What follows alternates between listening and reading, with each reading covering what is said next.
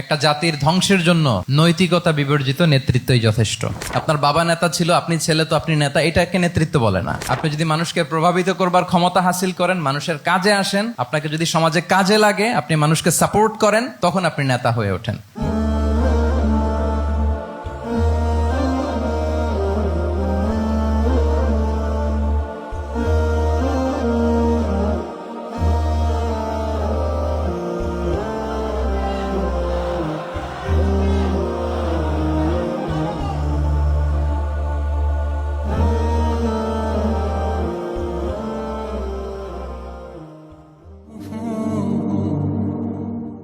السلام عليكم ورحمة الله وبركاته.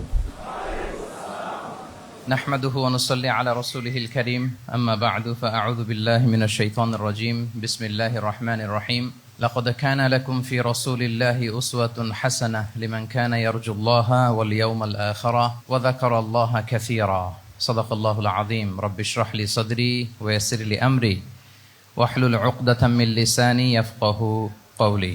মিনার চট্টগ্রাম বিশ্ববিদ্যালয়ের আয়োজনে আজকের এই সিরাত প্রোগ্রামে আপনারা যারা উপস্থিত হয়েছেন তাদের সবাইকে জানাচ্ছি আন্তরিক শুভেচ্ছা এবং মোবারকবাদ। আহলান ওয়া সাহলান ওয়া মারহাবান বিকুম ফি হাযাল লিকা আত-তাইয়িব আল মুবারাক। আমরা শুরুতেই আল্লাহ রাব্বুল ইজ্জা ওয়াল জালালের দরবারে শুকরিয়া জ্ঞাপন করছি, যিনি আমাদেরকে আজকের এই চমৎকার সন্ধ্যায় চট্টগ্রাম বিশ্ববিদ্যালয়ের সমাজ বিজ্ঞান অনুষদের এই চমৎকার অডিটোরিয়ামে আল্লাহ রাসূল সাল্লাল্লাহু আলাইহি ওয়া আলিহি ওয়াসাল্লামের পবিত্র সিরাত থেকে কিছু আলোচনা শুনবার জন্য আমাদেরকে একত্রিত হওয়ার সুযোগ করে দিয়েছেন। আমরা সবাই কালিমাত শুকর পড়ে নিচ্ছি আলহামদুলিল্লাহ। যে টপিকটির উপর আজকের সিরাত প্রোগ্রামে কিছু কথা আমি উপস্থাপন করবার চেষ্টা করব সেটা হচ্ছে প্রফেটিক লিডারশিপ, অর্থাৎ নবুবী নেতৃত্ব। আল্লাহ রাসূল সাল্লাল্লাহু আলাইহি ওয়াসাল্লামের নেতৃত্বের ধরন কেমন ছিল, কৌশলগুলো কেমন ছিল, স্ট্র্যাটেজি কেমন ছিল, রূপরেখা কেমন ছিল, এবং সেখান থেকে লেসন নিয়ে বর্তমান নেতৃত্বকে আমরা কিভাবে আরো ডেভেলপ করতে পারি, ইমপ্রুভ করতে পারি, এ নিয়ে সামান্য কিছু কথা আজকের এই প্রোগ্রামে আমি উপস্থাপন করার চেষ্টা করব ইনশাআল্লাহ বিইذنিল্লাহ। তো মূল আলোচনাতে যাওয়ার আগে আমাদের শুরুতে নেতৃত্ব জিনিসটা কি, what is leadership, what is the essence of leadership, এই বিষয়টা ক্লিয়ার হইতে হবে। এটা ক্লিয়ার হলে আমরা পুরো আলোচনাটা খুব ভালো করে উপভোগ করতে পারবো ইনশাআল্লাহ। আমি অডিয়েন্সের মধ্য থেকে শুনতে চাই যে নেতৃত্ব বলতে আমরা আসলে কি বুঝি, হোয়াট ইজ লিডারশিপ। লিডারশিপ মানে অন্যকে প্রভাবিত করবার ক্ষমতা, এটাই হচ্ছে মূলত লিডারশিপ। নেতৃত্ব মানে আপনার যদি অন্যকে ইনফ্লুয়েন্স করার ক্ষমতা থাকে, আপনার যদি মানুষকে ম্যানেজ করার ক্ষমতা থাকে, প্রভাবিত করবার ক্ষমতা থাকে, এটাই বেসিকলি লিডারশিপ। যদি আমরা অন্যকে প্রভাবিত করতে পারি তাহলে বাই ডিফল্ট আমি নেতা হয়ে উঠি। এটা হচ্ছে লিডারশিপের মূল সংজ্ঞা বা প্রকৃত কথা। লেটস সে ক্লাস শেষে একজন তার বন্ধুদেরকে বলল চল খেলতে যাই, তো কেউ কেউ রাজি, আবার অনেকে রাজি না। সে কনভিন্স করা শুরু করলো, ফাইনালি সে সবাইকে কনভিন্স করে খেলতে নিয়ে গেল, এই যে লিডার হয়ে গেছে। ক্লিয়ার হয়েছে না ব্যাপারটা? তাহলে বেসিকলি অন্যকে প্রভাবিত করবার যে ক্ষমতা, এটাই হচ্ছে কি লিডারশিপ। যদি আমরা অন্যকে প্রভাবিত করতে পারি, ইনফ্লুয়েন্স করতে পারি। আমাদের সমাজে কিংবা রাষ্ট্রে আমরা যে সমস্যাগুলো দেখি, এগুলো বেসিকলি পোর লিডারশিপের কারণে। Poor leadership, because of poor leadership. যদি যথাযোগ্য নেতৃত্ব আমরা তৈরি করতে পারতাম, যোগ্য নেতৃত্ব যদি আমরা হাজির করতে পারতাম, তাহলে এই সমস্যাগুলো থাকতো না।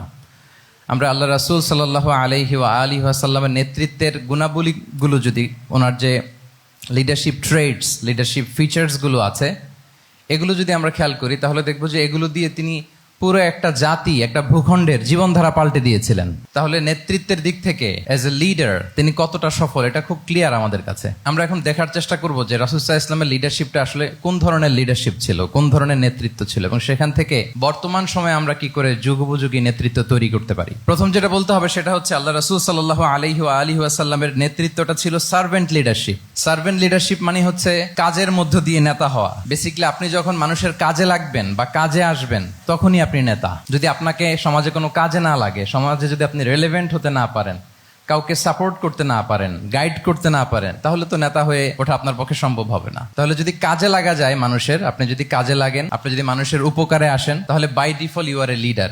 If you are society oriented, if you are people oriented, if you are service oriented, by default you're a leader. আমরা যদি আল্লাহ রাসূল সাল্লাল্লাহু আলাইহি ওয়া আলিহি ওয়াসাল্লামের জীবনের দিকে একটু খেয়াল করি, তাহলে দেখবো যে নবী হওয়ার আগেও কিন্তু আল্লাহ রাসূল সাল্লাল্লাহু আলাইহি ওয়াসাল্লামের এই ক্যারেক্টারিস্টিক্স গুলো ছিল, এই ফিচার গুলো ছিল। উনি মানুষের অনেক কাজে এসেছেন, তিনি মানুষকে সাপোর্ট করতেন, বিপদে তাদের পাশে দাঁড়াতেন, তাই না? তিনি তো অফিসিয়ালি 40 বছর বয়সে নবী হলেন, যদিও আল্লাহর এলেমে তিনি অনেক আগে থেকেই নবী। কিন্তু দুনিয়াতে আল্লাহ রাসূল সাল্লাল্লাহু আলাইহি ওয়াসাল্লাম যখন 40 বছর বয়সে উপনীত হলেন, তখনই তো হেরা গুহায় নাজিল হলো, ইকরা বিসমি রাব্বিকাল্লাযী খালাক, read in the name of your lord who has created. এই যে 5টা আয়াত নাজিল হলো, উনি নিয়ে আসলেন, কাঁপতে লাগলেন। খাদিজা রাদিয়াল্লাহু তাআলা আনহার কাছে বললেন যে মনে হয় আমি মারা যাব, আমাকে কম্বল চাপা দাও, আমার ভয় লাগছে, আমি কাঁপছি। তখন খাদিজা রাদিয়াল্লাহু তাআলা আনহা ওনাকে আশ্বস্ত করলেন, ওয়াল্লাহি লা ইউখজিকাল্লাহু আবাদা, আপনি ভয় পাবেন না, আল্লাহ আপনাকে অপদস্থ করবেন না। ইন্নাকা লা তাসিলুর রাহিমা ওয়া তাসদুকুল হাদিসা, নিশ্চয় আপনি আত্মীয়তার সম্পর্ককে বজায় রাখেন, আপনি সবসময় সত্য কথা বলেন। ওয়া তাহমিলুল কাল্লা, আপনি মানুষের বোঝা বয়ে দেন।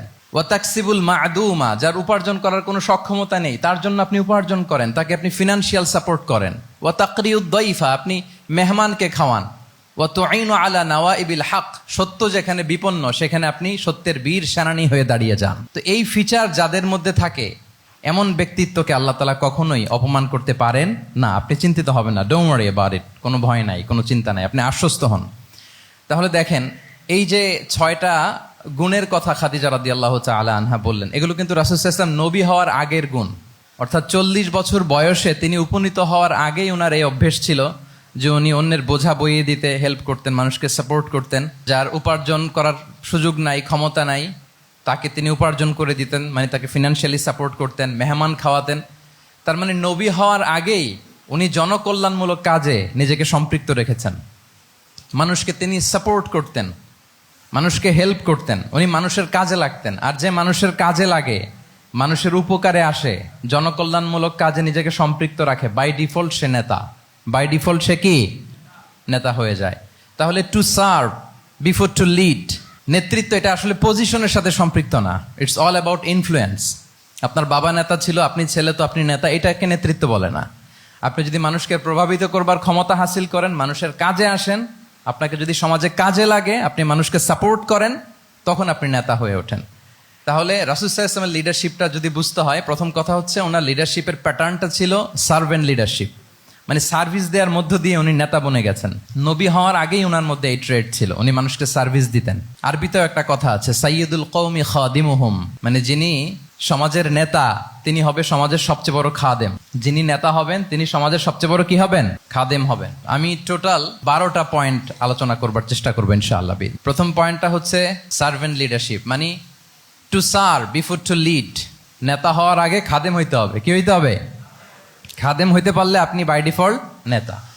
তাহলে আল্লাহ রাসূল সাল্লাল্লাহু আলাইহি ওয়া আলিহি ওয়াসাল্লামের নেতৃত্বের প্রথম কথা হচ্ছে ওনার লিডারশিপ প্যাটার্নটা ছিল সার্ভেন্ট লিডারশিপ। এটা হচ্ছে নাম্বার 1। 2 নাম্বার কথা হচ্ছে নেতৃত্বের জন্য যেটা লাগে সেটা হচ্ছে কম্পিটেন্স। কিছু কম্পিটেন্স লাগে, এর মধ্যে অন্যতম কম্পিটেন্স হচ্ছে অ্যালোকুয়েন্স, বাগ্মিতা, বক্তব্যের পারঙ্গমতা, এটা লাগে। মানে যিনি নেতা হবেন তিনি কথা বলতে জানতে হবে, কথা বলতে পারতে হবে। এবার বলেন তো, আল্লাহ রাসূল সাল্লাল্লাহু আলাইহি ওয়াসাল্লামের এই কোয়ালিটিটা ছিল কি ছিল না? অসাধারণ কমিউনিকেশন স্কিল ছিল আল্লাহ রাসূল সাল্লাল্লাহু আলাইহি ওয়াসাল্লামের। এবং ওনার পাবলিক স্পিকিং এর যে কি দক্ষতা, আমরা ওনার বিভিন্ন বক্তব্যে, ওনার জুমার খুতবায়, ওনার বিভিন্ন আলোচনায়, বক্তব্যগুলো থেকে আমরা বুঝতে পারি। তাহলে নেতা হইতে হলে তার এলোকোয়েন্স লাগে, বাগ্মিতা লাগে। একজন মানুষ সর্বপ্রথম কোন জিনিসের প্রেমে পড়ে জানেন? কথার প্রেমে পড়ে। কিসের? কথার প্রেমে পড়ে। কথার ধরন, কণ্ঠস্বর, তার অ্যাটিটিউড, তার শব্দের জাদু, এটা মানুষের হৃদয়কে জয় করে ফেলে। আল্লাহ রাসূল সাল্লাল্লাহু আলাইহি ওয়াসাল্লাম তিনি নিজেও বলেছেন, ওয়া ইন্না মিনাল বায়ানি লা সিহরা, কিছু কিছু বক্তব্যের মধ্যে জাদু আছে। তো রাসূল সাল্লাল্লাহু আলাইহি ওয়াসাল্লামের এই এলোকোয়েন্স ছিল, এলোকোয়েন্স। তিনি বলতেন, উতিতু জাওয়ামিউল কালিম, আল্লাহ তাআলা আমাকে সর্বমর্ম বাচন ভঙ্গির অধিকারী করেছেন। মানে উনি যেটা বলতেন এটা ছিল very precise in wording but comprehensive in meaning. এটার যে দোতনা, এটার যে appeal to the heart of the people, to the heart of the listener, এটা অসাধারণ, মানুষের হৃদয়কে জয় করে ফেলতো। আল্লাহু আকবার। তাহলে নেতা হইতে হইলে তার কমিউনিকেশন স্কিল লাগবে। কি বলেন? লাগবে। এখন নেতা আসছে, উনি বক্তব্য করতে পারতেছে না, তাহলে কি নেতা হইতে পারবে? তাহলে পাবলিক স্পিকিং, কমিউনিকেশন স্কিল, এটা ইটস এ মাস্ট, এটা নেতার লাগবে। যেমনটি রাসূলুল্লাহ সাল্লাল্লাহু আলাইহি ওয়া আলিহি ওয়াসাল্লামের ছিল। উনি সর্বমর্ম বাচন ভঙ্গির অধিকারী ছিলেন, বলতেন কম কিন্তু এটার অ্যাপিল ছিল অনেক বেশি, এটার ব্যাখ্যা হয়ে যেত অনেক। রাসূল সাল্লাল্লাহু আলাইহি ওয়াসাল্লামের সবচাইতে বড় ভাষণটি ছিল বিদায় হজের ভাষণ, খুব সম্ভবত। ওই ভাষণের টেক্সটগুলোকে যদি একসাথে করা হয়, আমার মনে হয় 10 মিনিটের বেশি লাগবে না ওই টেক্সটগুলো পড়তে। তার মানে সবচাইতে বড় যে ভাষণ ওনার, ওটা কত ছিল? 10 থেকে 12 মিনিটের ভাষণ ছিল। আমরা তো ঘন্টার পর ঘন্টা বক্তব্য করি, তারপরেও তো আমরা মানুষের মনকে খুশি করতে পারি না। উনি সেই যে 1400 বছর আগে 10 মিনিটের একটা ছোট্ট ভাষণ দিলেন, গোটা বিশ্ব আজও হাবুডুবু খায় ওই ভাষণের ভেতর, ঠিক কিনা বলেন? তাহলে উতিতু জাওয়ামিউল কালিম, আমি সর্বমর্ম বাচনভঙ্গির অধিকারী। সুবহানাল্লাহ, ভেরি প্রিসাইজ এন্ড ক্লিয়ার। কতটা প্রিসাইজ এন্ড ক্লিয়ার ছিল রাসূল সাল্লাল্লাহু আলাইহি ওয়াসাল্লামের বক্তব্য? আম্মা জান আয়েশা রাদিয়াল্লাহু তাআলা আনহা বলেন, লাউ আদ্দাহুল আদ্দু লা আহসাহু। তিনি যখন বক্তব্য করতেন, কেউ যদি চাইতো যে দেখি কয়টা শব্দ বললেন বক্তব্যে, কয়টা বাক্য বললেন, চাইলে মুহূর্তে গুনে ফেলা যেত সেটা। এত প্রিসাইজ এন্ড ক্লিয়ার বক্তব্য ছিল যে তিনি কয়টা বাক্য ব্যবহার করেছেন, কয়টা শব্দ ইউজ করেছেন এই বক্তব্যে, চাইলে যে কেউ গুনে ফেলতে পারত। এবং তিনি খুবই শুদ্ধ আরবিতে কথা বলতেন, আফসাহুল লিসান ছিলেন।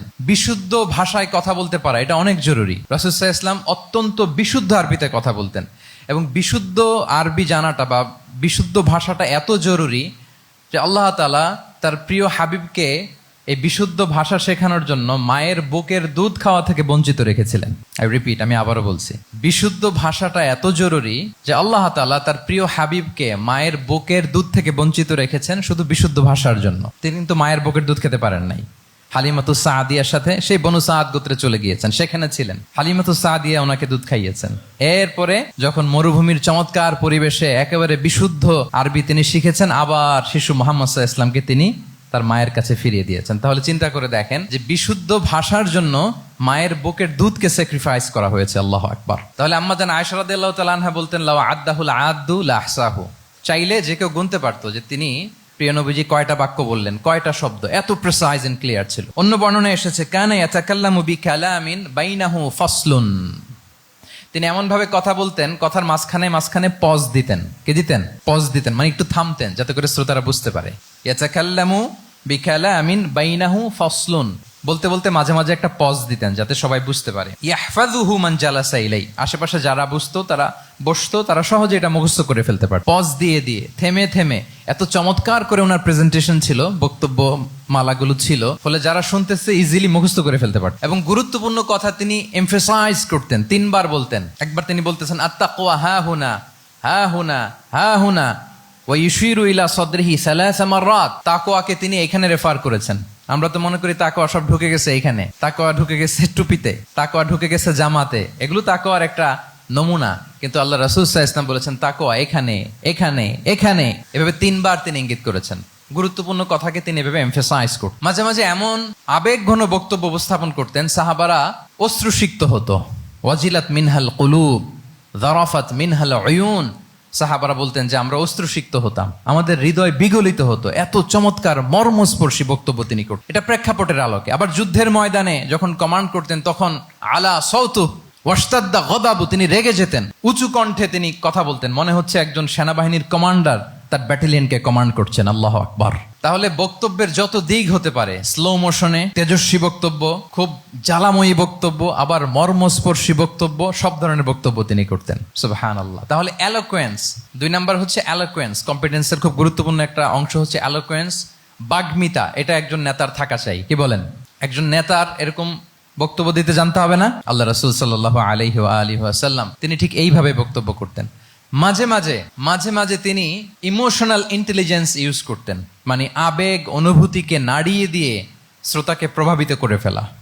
স্পিরিচুয়াল ইন্টেলিজেন্স বা ইমোশনাল ইন্টেলিজেন্স তিনি বক্তব্যের মধ্যে ব্যবহার করতেন। এমনভাবে তিনি নাসিহাত করতেন, এমনভাবে কথা বলতেন, মানুষের আবেগ অনুভূতিকে তিনি নাড়িয়ে দিতেন। আল্লাহু আকবার। ছোট্ট একটা উদাহরণ এখানে আমি হাজির করি। আপনারা হুনাইনের যুদ্ধের কথা নিশ্চয়ই শুনেছেন। কত হিজরিতে হয়েছিল?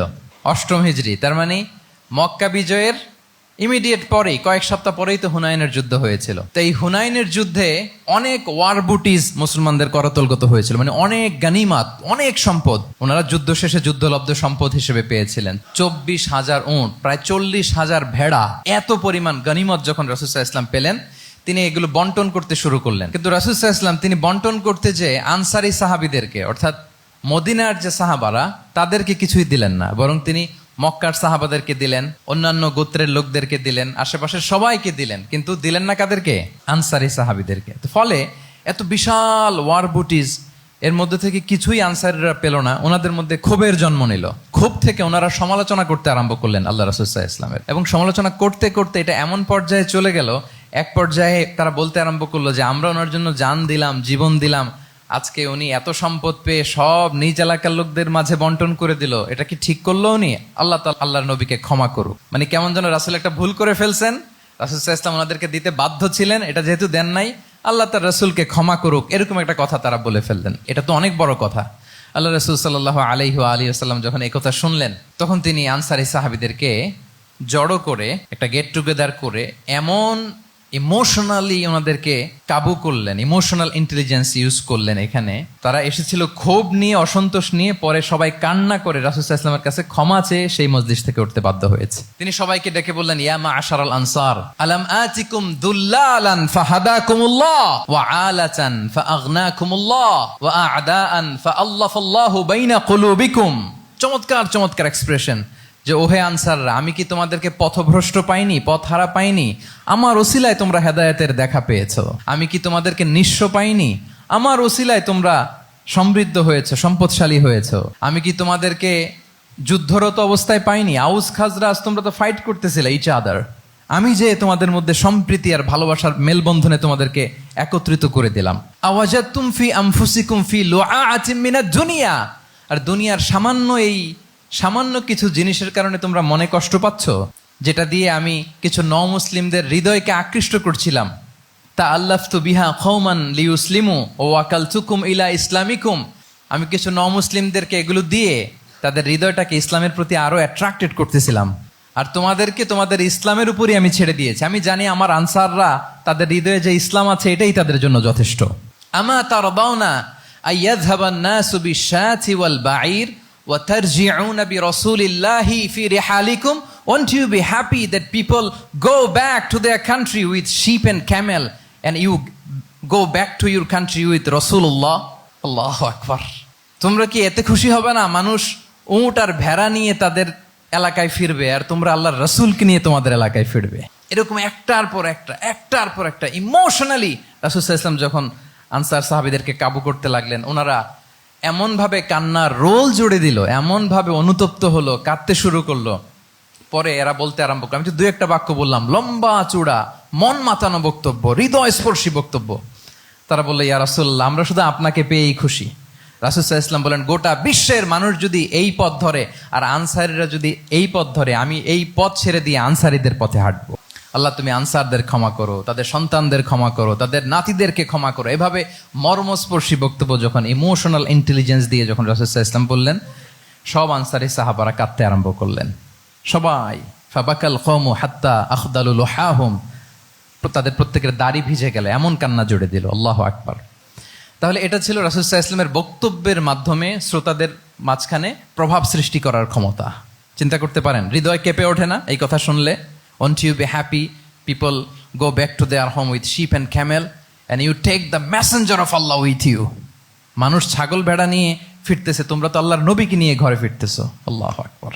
তাহলে এই কম্পিটেন্সটা লাগে একজন নেতার, তিনি এরকম মর্মস্পর্শী বক্তব্য দিতে জানতে হবে। 3 নাম্বার হচ্ছে কম্পেশন, মানে সফট হার্টেড, দয়াদ্র হৃদয় হতে হবে। আপনি মানুষের দুঃখ যদি আপনাকে কাঁদায়, তবেই আপনি নেতা।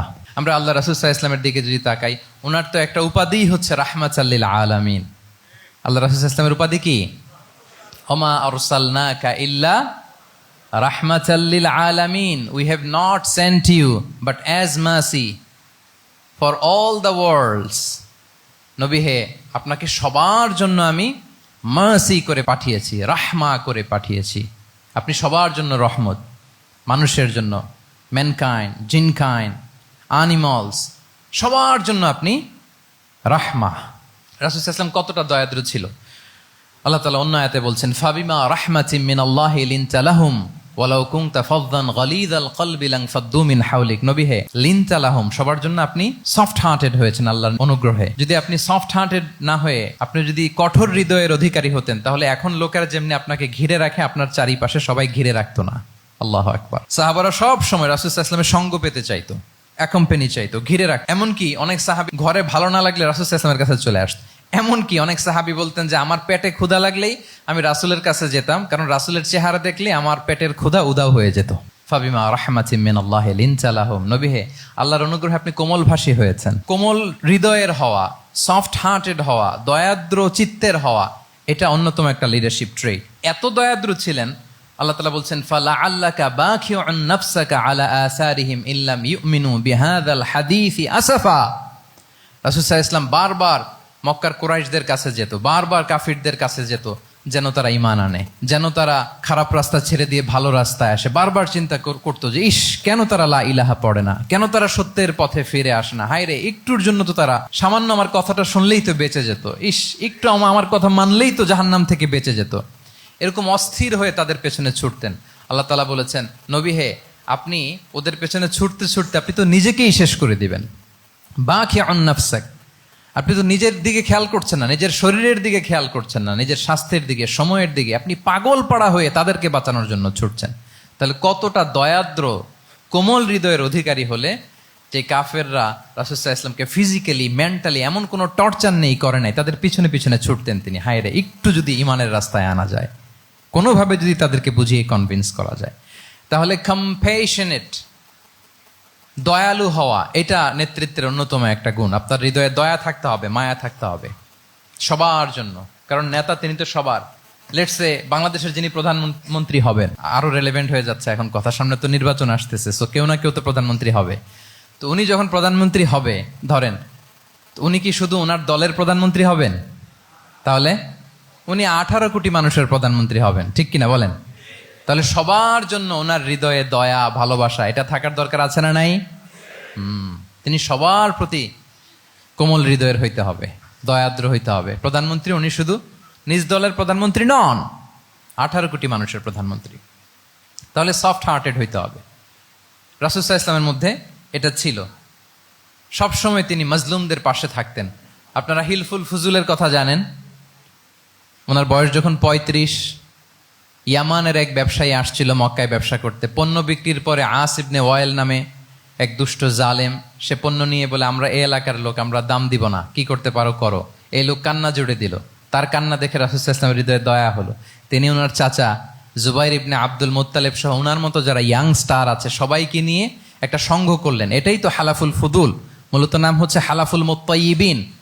জাহিলি যুগে ওনাদের প্রথা ছিল, কোনো একটা ভালো কাজে কেউ যখন এক হতো, রং ভর্তি বালতির ভেতরে হাত ঢুকিয়ে তারা পাথরের মধ্যে ওই হাতের ছাপ দিত, সবাই ওইখানে ছাপ দিত। ফলে কাইন্ড অফ কভেনেন্ট, এটা একটা চুক্তির মতো, যে আমরা চুক্তিবদ্ধ হলাম, এগ্রিমেন্ট করলাম যে আমরা সবাই এক। তো রাসূল সাল্লাল্লাহু আলাইহি ওয়াসাল্লাম ওনার মতো ইয়াংস্টারদেরকে নিয়ে এই হালাফুল মুত্তাইয়িবিন বা হালাফুল ফুদুল করেছেন। এবং এটার মূল কথা ছিল, মূল স্লোগান ছিল নাহনু মাআল মাজলুম দিদ্দাজ জালিম, আমরা সবসময় মাজলুমের পক্ষে থাকবো, জালিমের বিপক্ষে। এটা ছিল হিলফুল ফুজুলের কি মূল শিক্ষা। এভাবে সব সময় তিনি মাজলুমদের সাথে ছিলেন। শ্রমিক সাহাবীদেরকে বড্ড ভালোবাসতেন, শ্রমজীবীদেরকে বড্ড ভালোবাসতেন। এমনকি বিদায় হজের মতো এরকম গুরুত্বপূর্ণ ভাষণও শ্রমজীবীদের কথা বাদ যায়নি, গরিবদের কথা বাদ যায়নি। আরিকাআকুম আতঈমুহুম মিম্মা তাআকুলুন ওয়ালবাসুহুম মিম্মা তালবাসুন। খবরদার, সেদিনও বলেছিলেন সেই বিদায় হজের ভাষণে, তোমরা তোমাদের শ্রমজীবী লোকদের কথা ভুলে যেও না, তোমাদের স্টাফদের কথা, তোমাদের দাস দাসীদের কথা। তোমরা যা খাবে সেখান থেকে তাদেরও খাওয়াবে, তোমরা যে পোশাক পরবে সেখান থেকে তাদেরও পোশাকের ব্যবস্থা করবে। আল্লাহু আকবার। তাহলে রাহমাতাল লিল আলামিন, তিনি ছিলেন কম্প্যাশনেট, দয়ালু হৃদয়ের অধিকারী। 4 নম্বরে হচ্ছে ইন্টেগ্রিটি। ইন্টেগ্রিটি মানে সততা, নৈতিকতা থাকতে হবে। এটা অন্যতম একটা লিডারশিপ ট্রেট। এটার বড় ক্রাইসিস এখন ইন্টিগ্রিটির। রাসূল সাল্লাল্লাহু আলাইহি ওয়াসাল্লামের লিডারশিপটা ছিল এথিক্যাল লিডারশিপ, কিন্তু এইটার অনেক বড় ক্রাইসিস আমাদের সমাজে, আমাদের নেতৃত্বের মাঝে। কি বলেন? নৈতিকতার ঘাটতি আছে না? নৈতিকতা বিবর্জিত নেতৃত্ব, এটা দিয়ে কিছুই হয় না। একটা জাতির ধ্বংসের জন্য নৈতিকতা বিবর্জিত নেতৃত্বই যথেষ্ট। এজন্য নৈতিকতা লাগবে, ইন্টিগ্রিটি, সততা। আমরা যদি আল্লাহ রাসূল সাল্লাল্লাহু আলাইহি ওয়াসাল্লামের নেতৃত্বের দিকে তাকাই, ওনার সততা, ওনার সত্যবাদিতা, ওনার আমানতদারিতা নিয়ে যদি আমরা একটু সিরাতের পরতে পরতে খেয়াল করি, এমনকি নবী হওয়ার আগে যদি খেয়াল করি, তাহলে দেখব যে মক্কার লোকেরা আল্লাহ রাসূল সাল্লাল্লাহু আলাইহি ওয়াসাল্লামকে আস-সাদিক, আল আমিন উপাধিতে ভূষিত করেছেন। সুবহানাল্লাহ, মানে সত্যবাদী, ট্রুথফুল এন্ড ট্রাস্টওয়ার্দি। স্বয়ং মক্কার লোকেরা, মক্কার মুশরিকরা রাসূল সাল্লাল্লাহু আলাইহি ওয়াসাল্লামকে উপাধি দিয়েছিলেন আল আমিন। কি উপাধি দিয়েছিলেন? আল আমিন। তার মানে কখনো মিথ্যা বলেননি, কখনো আমানতের খেয়ানত করেননি। যখন আয়াত নাজিল হলো ওয়া আনজির আশিরাতাকাল আকরাবিন, হে নবী আপনি আপনার নিকট আত্মীয়দেরকে সতর্ক করুন জাহান্নামের আযাবের, তিনি সাফা পাহাড়ের চূড়ায় উঠে গেলেন, ডাকতে আরম্ভ করলেন, ও মক্কার লোকেরা, ও আমার আত্মীয়রা, আমি যদি বলি এই পাহাড়ের পেছনে একদল ঘোড় সাওয়ার সশস্ত্র ব্যাটালিয়ন তোমাদেরকে এখনই অ্যাটাক করবে, তোমরা কি বিশ্বাস করবে? আকুনতুম মুসাদ্দিকিয়া, আমার কথা বিশ্বাস করবে? মক্কাবাসী এক বাক্যে কি বলেছিল জানেন? তারা বলেছিল নাম, অবশ্যই বিশ্বাস করবে। কেন বিশ্বাস করবে? বলে যে মা জাররাবনা আলাইকা ইল্লা সিদকা, we have never ever experienced a single lie from you in our life. আমরা জীবনে কোনোদিন তোমার মিথ্যা বলতে শুনি নাই। আল্লাহু আকবার। কি নিঃসংকোচ স্বীকৃতি এলাকার লোকদের। এইটা আমাদের সমাজে অনেক বড় ক্রাইসিস, আমানতদারিতা, ট্রাস্টওয়ার্দিনেস। সো এখান থেকে আমাদের শিখতে হবে, অনেক কিছু রিভাইজ করতে হবে আমাদেরকে। এই যে নতুন বাংলাদেশের চমৎকার সময় এসেছে, আর 54 বছরও হয়তো আমরা এই সুযোগ পাবো না। এজন্য আমাদেরকে শিখতে হবে রাসূল সাল্লাল্লাহু আলাইহি ওয়াসাল্লামের যে ইন্টিগ্রিটি, ওনার যে ট্রাস্টওয়ার্দিনেস, এই আমানতদারিতা থেকে আমাদেরকে শিখতে হবে। তাহলে নেতাকে আস্থার জায়গা তৈরি করে নিতে হয়। রাসূল সাল্লাল্লাহু আলাইহি ওয়াসাল্লাম এটা ধীরে ধীরে তৈরি করেছেন। আপনারা জানেন যে উনি নবুয়তের আগে পার্টনারশিপে বিজনেস করতেন খাদিজা রাদিয়াল্লাহু তাআলা আনহার সাথে, মানে খাদিজা রাদিয়াল্লাহু তাআলা আনহার ইনভেস্টমেন্ট আর উনি শ্রম দিতেন। তো উনি সিরিয়াতে গিয়েছেন পণ্য নিয়ে, মালামাল নিয়ে। ওনার ব্যবসা বাণিজ্যের ধরন কেমন এটা দেখবার জন্য খাদিজা রাদিয়াল্লাহু তাআলা আনহা ওনার এক বান্ধবীকে পাঠিয়েছিলেন ওই ক্যারাভ্যানে, ওই কাফেলায়। নাম ছিল মাইসারা। তো মাইসারাকে বলেছে, মাইসারা তুমি দেখবা যে টাকা পয়সা আবার উল্টাপাল্টা করে কিনা, ঠিকঠাক মতো ব্যবসা করে কিনা, আমার huge investment, on behalf of me তুমি এই ক্যারাভ্যানে থাকবে আর দেখবে যে মোহাম্মদ ঠিকঠাক বিজনেসটা করে কিনা। আল্লাহু আকবার। মাইসারা এই সফর শেষে এসে খাদিজা রাদিয়াল্লাহু তাআলা আনহার কাছে এমন পজিটিভ রিভিউ দিয়েছে, এই রিভিউ শুনেই খাদিজা রাদিয়াল্লাহু তাআলা আনহা বিষ্ণু ইসা ইসলামকে বিয়ে করার জন্য রাজি হয়ে গেছেন। আলহামদুলিল্লাহ। মাইসারা এসে রিভিউ দিতে লাগলো যে মোহাম্মদ সে সবার চেয়ে আলাদা সাল্লাল্লাহু আলাইহি ওয়াসাল্লাম। তার ওঠা বসা, তার চলন বলন, তার কথন, তার ডিলিংস, তার লেনদেন সব আলাদা, অসাধারণ তিনি। মাইসারার রিভিউ শুনে আল্লাহু আকবার, খাদিজা রাদিয়াল্লাহু তাআলা আনহা তিনি অবাক হয়ে গেলেন এবং তিনি বিয়ের প্রস্তাব পাঠালেন। রাসূল সাল্লাল্লাহু আলাইহি ওয়াসাল্লামের এই আমানতদারিতায় মুগ্ধ হয়ে কি করলেন? বিয়ের প্রস্তাব পাঠালেন। তাহলে কি পরিমাণে ট্রাস্টওয়ার্দিনেস ওনার ছিল। আরো মজার ব্যাপার হচ্ছে, মক্কার কুরাইশরা, মক্কার লোকেরা রাসূল সাল্লাল্লাহু আলাইহি ওয়াসাল্লামের কাছে এসে আমানতের সম্পদ গচ্ছিত রাখতো। আবু জাহেলের কাছে রাখতো না, উতবা, শাইবা, ওয়ালিদ ইবনে মুগিরা কারো কাছে রাখতো না।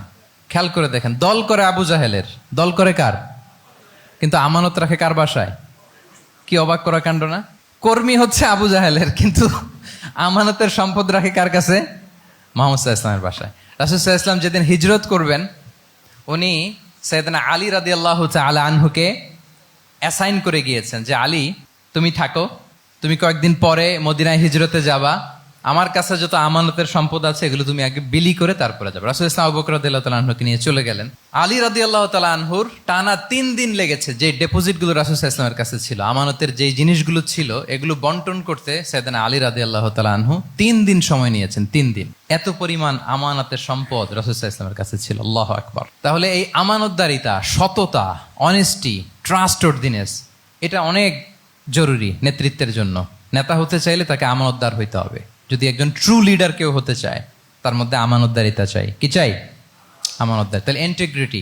5 নম্বরে হচ্ছে গুড ইন্টারাকশন উইথ ফলোয়ার্স। নেতার তার ফলোয়ারের সাথে কি লাগবে? ভালো ইন্টারাকশন লাগবে, সুন্দর একটা সম্পর্ক লাগবে, ভালো বোঝাপড়া চাই। একজন ভালো নেতৃত্বের বৈশিষ্ট্য হচ্ছে নেতা তার ফলোয়ারের সাথে কি করবে? ইন্টারেক্ট করবে। এখানেই বস আর লিডারের মধ্যে পার্থক্য। বস কি করে? অর্ডার করে শুধু। বসের কাজ হচ্ছে এই ডুজ অ্যান্ড ডোন্টস বলে দেয়, এইটা করা যাবে, ওইটা করা যাবে, মানে অর্ডার করে, ডিরেক্ট করে। কিন্তু লিডার কি করে? গাইড করে, মেন্টরিং করে, ইন্সপায়ার করে, মোটিভেট করে। So here is the difference between leader and boss. তাহলে বসই হওয়া যাবে না। নেতা হইতে চাইলে বসই হওয়া যাবে না। You have to interact with your followers. আপনার ফলোয়ারের সাথে ইন্টারাকশন লাগবে, তবেই আপনি নেতা। আমরা দেখি রাসূল সাল্লাল্লাহু আলাইহি ওয়াসাল্লামের কেমন ইন্টারাকশন ছিল। রাসূল সাল্লাল্লাহু আলাইহি ওয়াসাল্লাম যে কোনো বড় ডিসিশনে সাহাবাদের সাথে কনসালটেশন করতেন, পরামর্শ করতেন, তারপরে সিদ্ধান্ত নিতেন।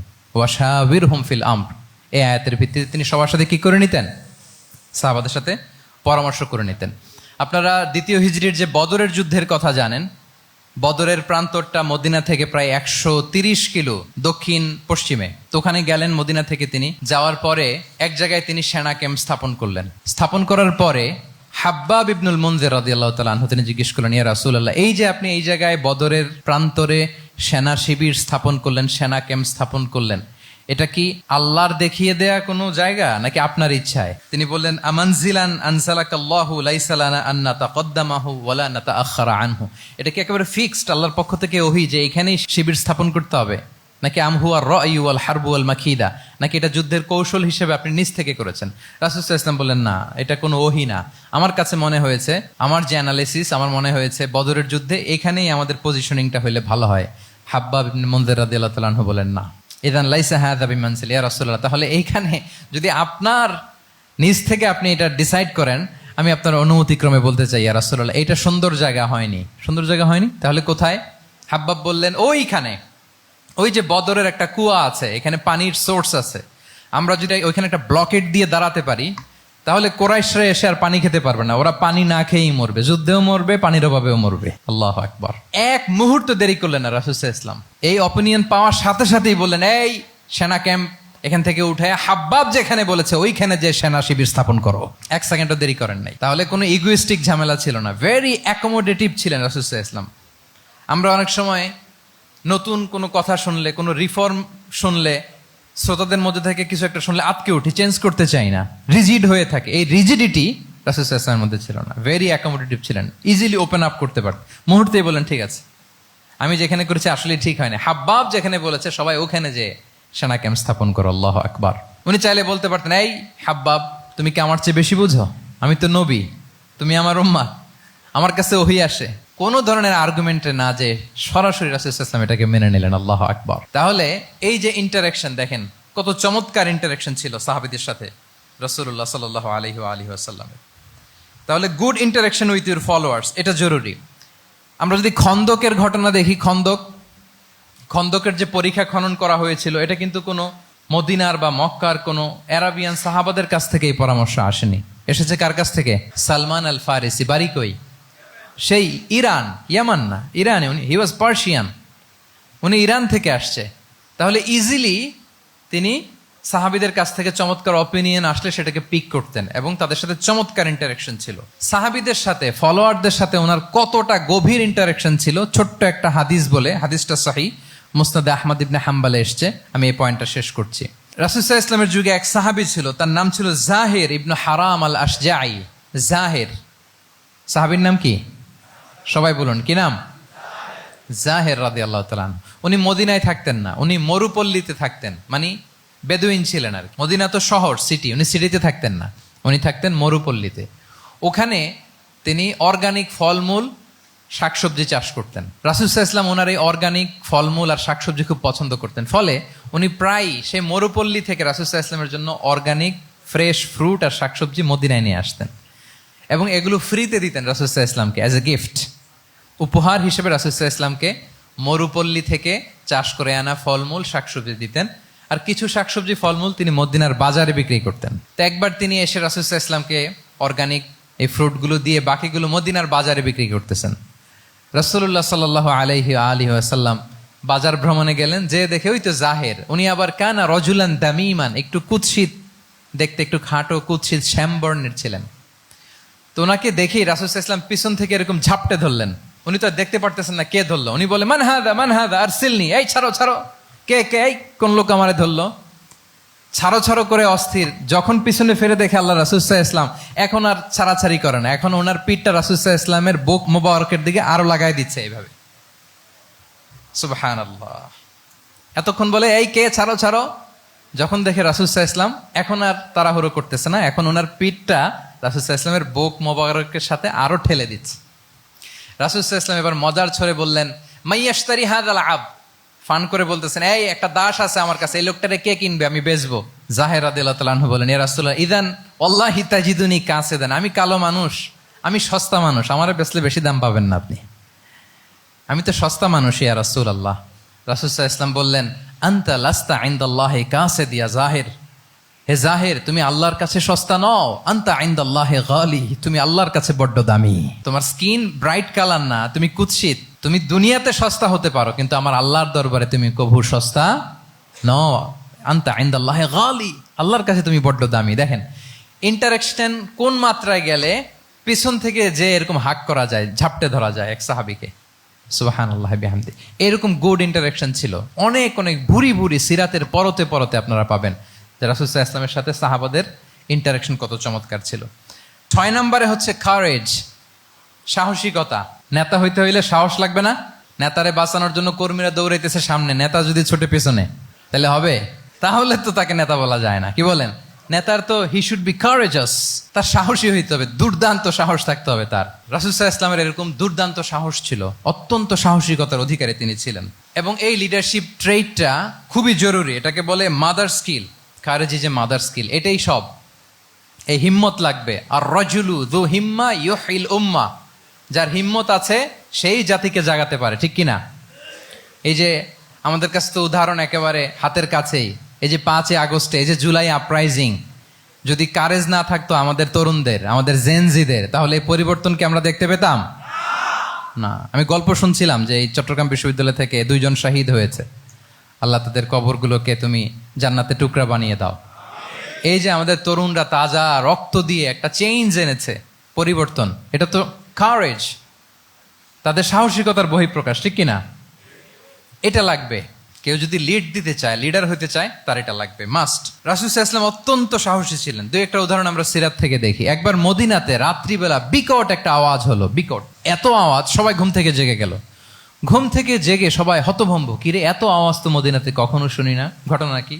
কেউ ঘোড়া নিয়ে, কেউ উট নিয়ে, কেউ খচ্চর নিয়ে, কেউ এমনি খালি পায়ে ছুটতে আরম্ভ করলো আওয়াজের দিকে, দেখি যাই কোথায় কি হলো। সবাই ছুটতে ছুটতে মাঝপথে যেয়ে দেখে রাসূল সাল্লাল্লাহু আলাইহি ওয়াসাল্লাম আওয়াজ কোথায় হয়েছে, কোত্থেকে হয়েছে দেখে ফিরে আসতেছে, আর বলতেছে লান তুরাউ, ডোন্ট ওয়ারি, আরে ভয় নাই, দেখে আসছি আমি। আল্লাহু আকবার। ভয় নাই, আমি দেখে আসছি, এভরিথিং ইজ ফাইন দেয়ার, সব ঠিক আছে, যাও ফিরো মদিনায় ফিরো। সবাই ভয় পেয়ে ঘোড়া টোরা ওট হাঁকিয়ে ছুটতে আরম্ভ করছে। অনেক দূর যাওয়ার পরে দেখে রাসূল সাল্লাল্লাহু আলাইহি ওয়াসাল্লাম আবু তালহা রাদিয়াল্লাহু তাআলা আনহুর একটা খুবই ক্ষিপ্ত ঘোড়া নিয়ে উনি দেখে ভিজিট করে ফিরে আসতেছেন। সুবহানাল্লাহ। তাহলে বিপদ ঘটলে নেতা থাকতে হবে কই, সামনে না পেছনে? আমাদের নেতারা থাকে কই? নাকি পেছনেও খুঁজে পাওয়া যায় না? It's a big crisis. নেতা থাকবে কোথায়? Front liner. Leader should be front liner. উনি তো লিড দিবে, নেতৃত্ব দিবে। এখন ওনারা যদি খুঁজে পাওয়া না যায়, তাহলে থাকবে কিছু না। এই যে শিখতে হবে আমাদের, যেমনটা রাসূল সাল্লাল্লাহু আলাইহি ওয়াসাল্লাম করলেন। বিকট আওয়াজ, উনি আগে চলে গেছে, কাউকে না বলে দেখে টেকে চলে আসতেছে। আল্লাহু আকবার। হুনাইনের যুদ্ধে এক পর্যায়ে মুসলমানরা পর্যদুস্ত হয়ে যাচ্ছিল, আপনারা অনেকে জানেন। To make the long story short, পুরো ঘটনাটা আমি আনবো না। সাহাবারা দিক বিদিক ছুটতে আরম্ভ করলো। পাহাড়ের উপর থেকে এমন প্রবল বেগে তীর ছোড়া হচ্ছিল, সাহাবারা টিকতে পারছিলেন না, কেউ এদিকে কেউ ওদিকে। রাসূল সাল্লাল্লাহু আলাইহি ওয়াসাল্লাম এই তীর তলোয়ারকে উপেক্ষা করে সামনে যেয়ে দাঁড়ালেন ঢালের মতো, আর বললেন আনা নবিয়্যু লা কাযিব আনা ইবনু আব্দুল মুত্তালিব। এই সাহাবারা, আনা নবিয়্যু লা কাযিব, আমি সত্য নবী, আমার দিকে ফেরো। Am the grandson of Abdul Muttalib, আমি দাঁড়িয়ে আছি, ফেরো। রাসূল সাল্লাল্লাহু আলাইহি ওয়াসাল্লামের যখন এই সাহসী স্টেটমেন্ট তারা পেলেন, আবার আল্লাহু আকবার ধ্বনি নিয়ে সাহাবারা সামনের দিকে এগিয়ে গেছেন। এই যে আগালেন, আর পিছু ফিরলেন না, হুনাইন জয় করেই ছাড়লেন। আল্লাহু আকবার। তাহলে ইতিহাসের পরতে পরতে, সিরাতের পরতে পরতে আমরা দেখবো যে রাসূল সাল্লাল্লাহু আলাইহি ওয়াসাল্লাম হি ওয়াজ এ হাইলি কারেজাস, অনেক সাহসী একজন ব্যক্তিত্ব ছিলেন, অত্যন্ত সাহসী পুরুষ ছিলেন। তাহলে নেতা হইতে হইলে তার কি লাগবে? সাহসিকতা লাগবে, তার তো লিড দিতে হবে ফ্রন্ট লাইন থেকে। এবং কাপুরুষতা, ভীরুতা, এটা থেকে রাসূল সাল্লাল্লাহু আলাইহি ওয়াসাল্লাম পানা চেয়েছেন। আল্লাহুম্মা ইন্নী আউযু বিকা মিনাল হাম্মি ওয়াল হাযান ওয়া আউযু বিকা মিনাল আজজি ওয়াল কাসাল ওয়া আউযু বিকা মিনাল জুবনি ওয়াল বুখল। জুবন মানে কি? ভীরুতা, কাপুরুষতা। হে আল্লাহ, আমি ভীরুতা থেকে, কাপুরুষতা থেকে পানাহ চাই। আমরা যেন কাপুরুষ না হই, আমরা যেন ভীরু না হই, আমরা যেন সত্যের বীর সেনানী হয়ে আবু সাঈদের মতো এরকম 2 হাত প্রসারিত করে দাঁড়াতে পারি, ঠিক কিনা? এই যে courageous Abu Saeed, is the icon of courage of Bangladesh. কি বলেন? এই যে বুক টান টান করে যে হাত 2টা প্রসারিত করে দাঁড়ালো, আল্লাহু আকবার। গোটা বিশ্ব এখন তাকে আইকনিক ফিগার হিসেবে মেনে নিস, কি বলেন? গোটা বিশ্ব তাকে চিনছে, তার জন্য দোয়া করছে। তাহলে courage it's an essential leadership trade, এটা লাগবে প্রিয় ভাইয়েরা। আল্লাহ তাআলা এই কারেজ, এই সৎ সাহস দিয়ে আমাদেরকে ধন্য করুক। 7 নম্বরে হচ্ছে কনফ্লিক্ট রিজলভিং এবিলিটি, বিরোধ নিষ্পত্তি করার মতো যোগ্যতা থাকতে হবে নেতার। অর্থাৎ নেতা হইতে হবে এমন যে বিরোধকে নিষ্পত্তি করে দিতে পারে, মিটমাট করে দিতে পারে, ঝগড়া লাগলে মিটাই দিতে পারে। এটা গুরুত্বপূর্ণ কোয়ালিটি না নেতার জন্য, কি বলেন? রাসূল সাল্লাল্লাহু আলাইহি ওয়াসাল্লামের কিন্তু এটা ছিল, বিরোধ নিষ্পত্তি করা। রাসূল সাল্লাল্লাহু আলাইহি ওয়াসাল্লাম মক্কা থেকে মদিনায় যে 1 ঘন্টায় বছরের পর বছর চলে আসা যুদ্ধ, they use to fight each other, Aws and Khazraj, 1 ঘন্টায় যুদ্ধ থামাই দিয়েছেন। আল্লাহু আকবার। He was a very good mediator and arbitrator. রাসূল সাল্লাল্লাহু আলাইহি ওয়াসাল্লাম অত্যন্ত ভালো মধ্যস্থতাকারী ছিলেন, ভালো মধ্যস্থতাকারী তিনি ছিলেন। তিনি থামিয়ে দিতে পারতেন, বিরোধকে থামাতে পারতেন। আপনারা জানেন যে মক্কা একবার সম্ভবত অগ্নিকাণ্ডের কারণে কাবা ঘর জ্বলে গিয়েছিল, ধ্বংস হয়েছিল, কিছু অংশ নষ্ট হয়ে গিয়েছিল। কাবাকে রিনোভেট করা হয়েছিল, ফলে কাবার একটা কর্নারে যে ব্ল্যাক স্টোন কর্নার, রুকনুল হাজারিল আসওয়াদ, হাজরে আসওয়াদ পাথরকে সরিয়ে রাখা হয়েছিল। এখন কাবা যখন পুনর্নির্মাণ শেষ, ওই হাজরে আসওয়াদ পাথরকে আবার তার জায়গায় রাখা হবে। কিন্তু কে রাখবে? সবাই রাখতে চায়, সব দলের নেতারা বলে আমরা রাখবো। এক দলের নেতা বলে যে আমি রাখবো, এটা অনেক very prestigious and dignified issue, এই প্রেস্টিজ আমরা কাউকে নিতে দিব না। আরেক দলের নেতা বলে না, আমাদের পাওয়ার বেশি, আমরা রাখবো। আরেক দলের নেতা বলে যে না, এটা আমাদেরই। আরেকজন বলে রক্তের গঙ্গা বইয়ে দিব মক্কায়, কিন্তু এই সম্মান হাতছাড়া হতে দেব না। এখন জাতীয় 4 নেতা গেছে 4 দিকে, সমাধান তো নাই। পাথর কয়টা? পাথর তো মাত্র একটা। ইন দ্য মিন টাইম রাসূল সাল্লাল্লাহু আলাইহি ওয়াসাল্লাম আসলেন। রাসূল সাল্লাল্লাহু আলাইহি ওয়াসাল্লামকে দেখেই সবাই হ্যাপি, সবাই বলে যা আমিনুন রাদিনা বি, এই তো আলামিন আসছে, ওই ফয়সালা করবে। আল্লাহ রাসূল সাল্লাল্লাহু আলাইহি ওয়াসাল্লাম বললেন কি হয়েছে? এই ঘটনা। জাতীয় 4 নেতা বলে এই পাথর নিয়ে তারা নিজেরা রাখবে, কাউকে দিবেন। রাসূল সাল্লাল্লাহু আলাইহি ওয়াসাল্লাম বললেন ঠিক আছে, একটা চাদর নিয়ে আসো। চাদর নিয়ে আসা হলো। এবার জাতীয় 4 নেতা চাদরের 4 কর্নার ধরে দাঁড়ালো। রাসূল সাল্লাল্লাহু আলাইহি ওয়াসাল্লাম নিজ হাতে হাজরে আসওয়াদ তুলে চাদরের মাঝখানে রাখলেন। এবার 4 নেতাকে বললেন আসো তোমরা আমার সাথে। তারা আগাতে লাগলো। কাবা ঘরের সামনে যখন আসলো, রাসূল সাল্লাল্লাহু আলাইহি ওয়াসাল্লাম নিজ হাতে, ওনার বরকতময় হাতে আবার হাজরে আসওয়াদ ধরে ঠিক জায়গায় মতো রেখে দিলেন। এতক্ষণ কিন্তু 4 নেতা কি বলছে? কাউরে ধরতে দিব না, কাউকে। কিন্তু এখন চাদরের কোনা ধরেই happy. This is called conflict resolving ability. একজন নেতার এরকম কনফ্লিক্ট, সমাজে যখন এই ধরনের বিরোধ তৈরি হয়, ঝামেলা তৈরি হয়, মারামারির মতো পরিস্থিতি তৈরি হয়, সংঘাতের মতো একটা সিচুয়েশন হয়, নেতা এটাকে রিজলভ করার ক্যাপাসিটি, এবিলিটি তার থাকতে হবে। আল্লাহ রাসূল সাল্লাল্লাহু আলাইহি ওয়াসাল্লামকে আল্লাহ তাআলা এটা দিয়েছিলেন। আল্লাহু আকবার। শুধু বড় বড় জিনিস না, ছোট ছোট জিনিসও করতে হয়। লেটস সে নিজ দলের নেতা কর্মীদের মধ্যে মারামারি, নিজ দেশের ভেতরে মারামারি, দেশের সাথে প্রতিবেশী দেশের বিরোধ, রিজিওনাল সুপার পাওয়ার হলে আশেপাশের অনেকগুলো দেশের মধ্যে বিরোধ, আপনাকে নেতা হয়ে এগুলো মিটমাট করে দিতে হবে। সুপার পাওয়ার যদি হয়ে যান, গোটা বিশ্বের যেখানে ঝামেলা লাগে, দেখেন না বড় বড় মোড়লরা কি করে? ওই কাতারে বসে বসে ওই আফগানিস্তান, তারপর ওই ইসরায়েল, কাতার মিলাই দিচ্ছে, দেখেন না এগুলো নিউজে আপনারা? This is called conflict resolving ability. কনফ্লিক্টকে রিজলভ করতে জানতে হয়। রাসূল সাল্লাল্লাহু আলাইহি ওয়াসাল্লাম এরকম রাষ্ট্রীয় পর্যায়ে, বড় বড় সামাজিক পর্যায়ে, এমনকি ফ্যামিলি অ্যাফেয়ার্সের মধ্যে যত বিরোধ লাগতো, রাসূল সাল্লাল্লাহু আলাইহি ওয়াসাল্লাম মিলাই দিতেন। আল্লাহু আকবার। ফ্যামিলি কাউন্সিলিং, এজন্য প্রত্যেক ইমাম খতিবদের এই কাউন্সিলিং এর উপর ট্রেনিং নেওয়া দরকার। আমাদের পরিবারগুলো ভেঙে যাচ্ছে, পরিবারগুলো কি হচ্ছে? ভেঙে যাচ্ছে। আমি পশ্চিমা দেশে আমাদের অনেক স্কলারদের দেখেছি, যারা ইমাম এবং খতিব, তাদের আলাদা করে উইকলি 7 ঘন্টা, 8 ঘন্টা, 10 ঘন্টা এরকম রাখতে হয় ফ্যামিলি কাউন্সিলিং এর জন্য। যাদের মধ্যে বিরোধ, হাজব্যান্ড ওয়াইফের ঝামেলা চলতেছে, উনি কাউন্সিলিং করে। এটা খুব জরুরি। আল্লাহ রাসূল সাল্লাল্লাহু আলাইহি ওয়াসাল্লাম এটা করতেন, সাহাবাদের মধ্যে করতেন, ইভেন নিজের স্ত্রীদের মধ্যেও করতেন। সহিহ বুখারীতে এসেছে, ওনার স্ত্রীদের মধ্যে 2টা গ্রুপ ছিল। পজিটিভলি নেন, 2টা গ্রুপ, আবার এটা ওই গ্রুপ মনে করেন না। অর্থাৎ মানবিক কারণে সামান্য যে জেলাসি থাকে এক স্ত্রীর সাথে আরেক স্ত্রীর, এটা তো খুব স্বাভাবিক। ওই ওনাদের মধ্যে একসাথে তো অ্যাট এ টাইমে খুব সম্ভবত 9 জন স্ত্রী বেঁচে ছিলেন। হাফসা রাদিয়াল্লাহু তাআলা আনহাকে কেন্দ্র করে একটা গ্রুপ, আয়েশা রাদিয়াল্লাহু তাআলা আনহাকে কেন্দ্র করে একটা গ্রুপ। তাদের মধ্যে অনেক কথাবার্তা, কিছু মানবিক কারণে যেগুলো হয়, এটা কিন্তু ছিল। রাসূল সাল্লাল্লাহু আলাইহি ওয়াসাল্লাম প্রায় ওনাদেরকে নিয়ে বসে এগুলো রিজলভ করে দিতেন। ওনার নিজের কন্যা ফাতেমা রাদিয়াল্লাহু তাআলা আনহার সাথে আলী রাদিয়াল্লাহু তাআলা আনহার যদি মনোমালিন্যের ঘটনা ঘটতো, এগুলো উনি রিজলভ করে দিতেন। এবং খুব কাছাকাছি ছিল কিন্তু ঘর, যারা মদিনায় মাআরিদুস সিরান নাবাবিয়া ওগুলোতে গিয়েছেন, দেখবেন যে রাসূল সাল্লাল্লাহু আলাইহি ওয়াসাল্লামের ঘরের পাশে অন্যান্য স্ত্রীদের ঘরগুলো একটার পর একটা, পাশেই ফাতেমা রাদিয়াল্লাহু তাআলা আনহার ঘর। একবার তিনি দুপুরবেলা ফাতেমা রাদিয়াল্লাহু তাআলা আনহার ঘরে গেলেন, যে দেখেন যে ঘরে আলী রাদিয়াল্লাহু তাআলা আনহু নেই। তো জিজ্ঞেস করলেন যে আইনা ইবনু আম্মি, কোথায় আলী কোথায়? তো বললেন যে কানা বাইনি ওয়া বাইনাহু শাই, আমাদের মধ্যে একটু ঝগড়াঝাটি হয়েছে আর কি, মনোমালিন্য হয়েছে। ফাগাদাবানি, উনি একটু রেগে গেছেন আমার উপর। ফাখারাজা ফালাম ইয়াকিল ইনদি, প্রত্যেকদিন খাওয়ার পরে তো এখানেই কাইলুলা করে, আজকে আর ঘরে কাইলুলা করে নাই, কই যেন চলে গেছে। তো কোথায় গেল? রাসূল ইসলাম লোক পাঠালো, খুঁজে দেখো আলী কোথায়। আলী রাদিয়াল্লাহু তাআলা আনহু উনি মনের কষ্ট নিয়ে মসজিদে নববীর মধ্যে শুয়ে আছেন। তো রাসূল ইসলাম খুঁজতে খুঁজতে মসজিদে নববীর ভেতরে গেলেন, দেখলেন যে উনি যে শুয়ে আছে, ওনার গায়ের জামাটা এক পাশে পড়ে আছে আর বালুর মধ্যে ওনার শরীর পড়ে আছে। তো উনি ডাকলেন, কুম ইয়া আবা তুরাব, কুম ইয়া আবা তুরাব, হে বালির বাবা আলী, বালির বাবা আলী, ওঠো ওঠো। মজা করে বললেন যে ইয়া আবা তুরাব, যেহেতু বালি লেগে আছে গায়ে, বালির বাবা আলী ওঠো। ওখান থেকে ধরে এনে ফাতেমা রাদিয়াল্লাহু তাআলা আনহার কাছে নিয়ে, দুইজনকে পাশে বসিয়ে এই যে আবার মিটমাট। এটা ছিল রাসূল সাল্লাল্লাহু আলাইহি ওয়াসাল্লামের ডেইলি বেসিসে একটা অ্যাক্টিভিটি। কনফ্লিক্ট তিনি রিজলভ করে দিতেন। সহিহ বুখারীতে একটা অধ্যায় আছে, কিতাবুস সুলহি ফিল বুখারীতে আছে কিতাবুস সুলহ, এটার নাম, অধ্যায়টার নাম হচ্ছে কিতাবুস সুলহ, মানে মীমাংসা করে দেওয়ার অধ্যায়। একটা পরিচ্ছেদ আছে, পরিচ্ছেদের নাম হচ্ছে বাবু কওলিল ইমামি লি আসহাবিহি ইযহাবু বিনা নুসলিহ বাইনাহুম। রাসূল ইসলাম প্রায় বলতেন যে আমাকে নিয়ে যাও, আমি মিলাই দিব। ঝগড়া ঝাঁটি মারামারির কথা শুনলে রাসূল ইসলামের বিখ্যাত ডায়লগ এটা। উনি বলতেন, আরে ঝগড়া, ইযহাবু বিনা, আমি আসছি, আমার নিয়ে যাও, আমি মিলাই দিব। আমাকে নিয়ে যাও, আমি সংশোধন করে দিব। আল্লাহু আকবার। তাহলে কনফ্লিক্ট রিজলভিং এবিলিটি, এটা একজন নেতার থাকা চাই।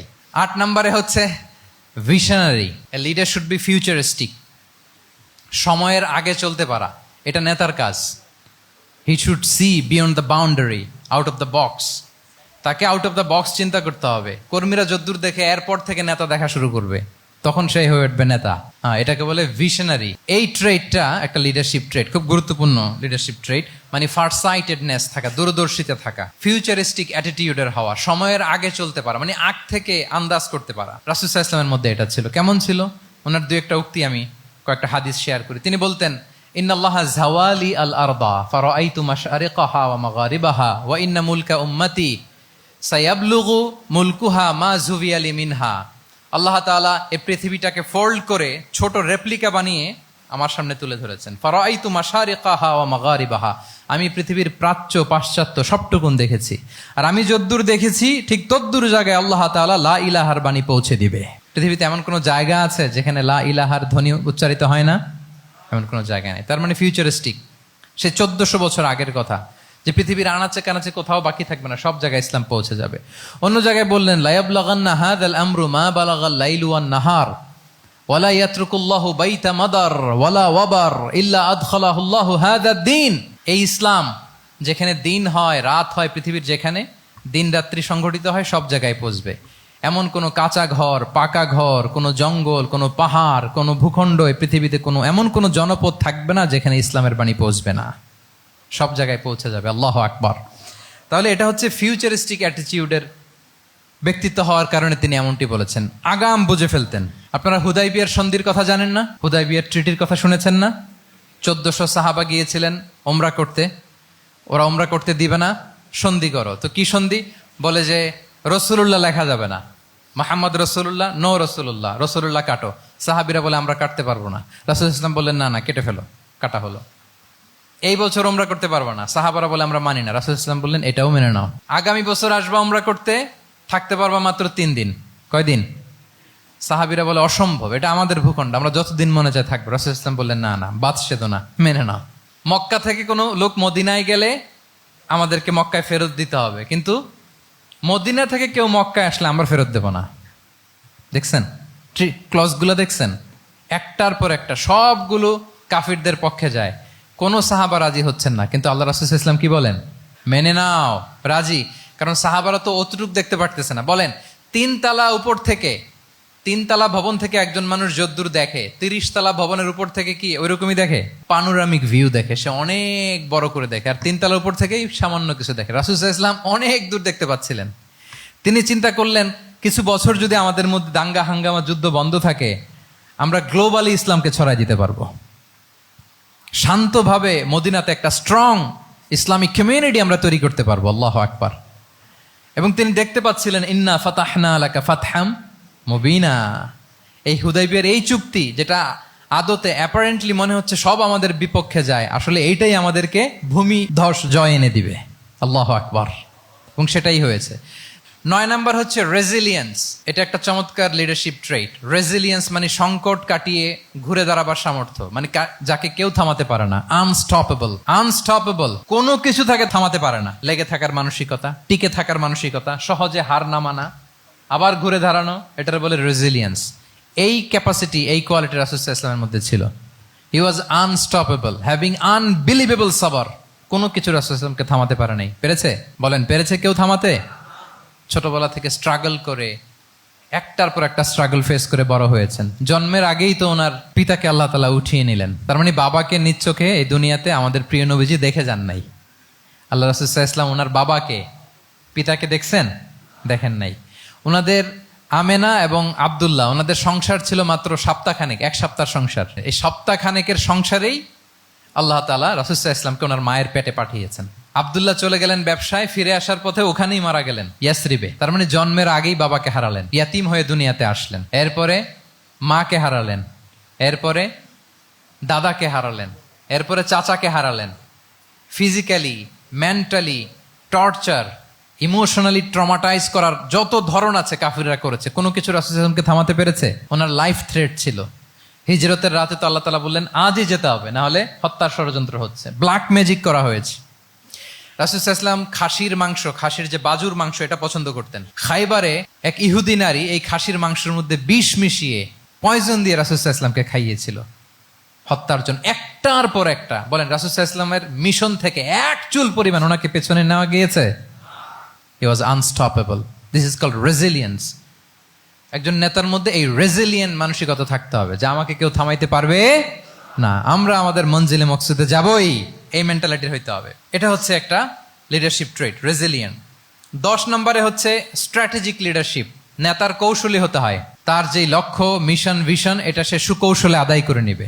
শুধু স্ট্র্যাটেজি নিয়ে, রাসূল সাল্লাল্লাহু আলাইহি ওয়াসাল্লামের স্ট্র্যাটেজি নিয়ে সুদীর্ঘ আলোচনা হতে পারে। আমি 2-1টা স্ট্র্যাটেজির কথা বলি, 2-1টা ওয়ার স্ট্র্যাটেজি। যুদ্ধের ময়দানে উনি কি স্ট্র্যাটেজি অবলম্বন করতেন দেখেন।